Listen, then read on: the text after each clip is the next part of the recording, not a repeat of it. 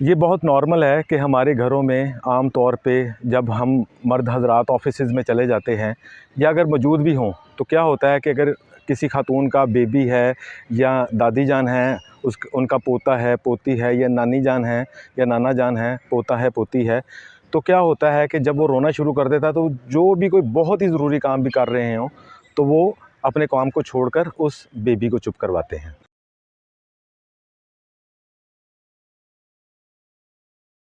वो जितना भी ज़रूरी काम होता है दुनिया का वो छोड़ देती हैं, उसकी कितनी भी कॉस्ट हो वो छोड़ देती हैं और पहले उस बेबी को चुप करवाती हैं।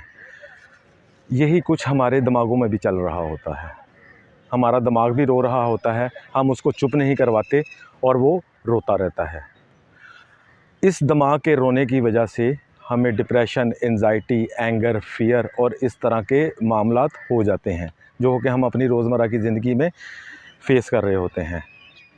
अपने दिमाग को चुप कराने के लिए चूँकि हमारी ट्रेनिंग ही इस लेवल की नहीं है कि हम ट्रेनिंग करें और इस चीज़ को देखें कि इसको चुप कैसे करवाया जाएगा, तो वो चूँकि दिमाग रोता जाता है, रोता जाता है, रोता जाता है और हम उसको चुप नहीं करवाते, हमारी परफॉर्मेंस दुनिया के मुख्तलिफ़ शोबों में डाउन होती जाती है। हमारी परफॉर्मेंस होती है, हमारी जॉब हो, हमारा बिज़नेस हो या हम कोई और काम कर रहे हों, तो चूँकि हमारा दिमाग रोता रहता है, रोता रहता है, रोता रहता है, तो हम उस वजह से चुप उसको नहीं करवाते, तो वो रोता रहता है और वो रोना बंद नहीं करता, जिसकी वजह से हमें बहुत प्रॉब्लम आती है।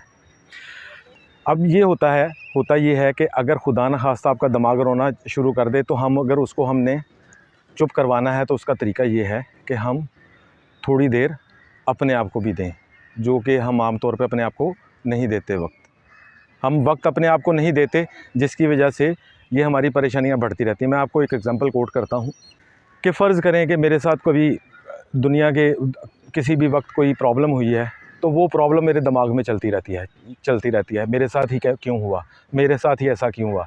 ये 90-95% हमारे मुआशरे में ये प्रॉब्लम है। तो उसकी वजह से क्या होता है, हम यही सोचते रहते हैं कि मेरे साथ ऐसा क्यों हुआ, मेरे साथ ही ऐसा क्यों होता है, या मेरे साथ ही क्यों ऐसा होता होगा। तो इसी को हम रिपीट करते रहते हैं।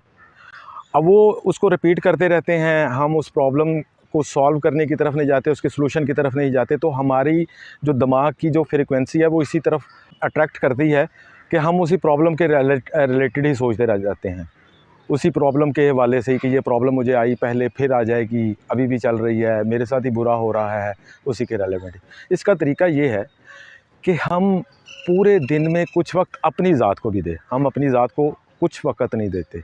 हम सुबह उठते हैं, जो भी हमारे रूटीन के काम होते हैं उन्हीं में लग जाते हैं, रात को आके सो जाते हैं। उसके लिए क्या है कि देखें, 5 वक्त की नमाज़ है। ये नमाज़ क्यों है, 5 मुख्तलिफ़ औक़ात में नमाज़ क्यों है कि आप अपने आप को ब्रेक दें, अपने दिमाग को ब्रेक दें, हम वो नमाज़ पढ़ें। इसके अलावा क्या है कि हम 2-3 घंटे बाद 2 मिनट के लिए ही अपने आप को रेस्ट दें। जब हम आइज़ क्लोज़ करके बैठ जाएँ, आँखें बंद करके बैठ जाएँ और सिर्फ़ उसी वक्त पे ध्यान दें, उसी नाव पे ध्यान दें। आप ऐसा करना शुरू करें, आपको बहुत फ़ायदा होगा। अस्सलाम वालेकुम।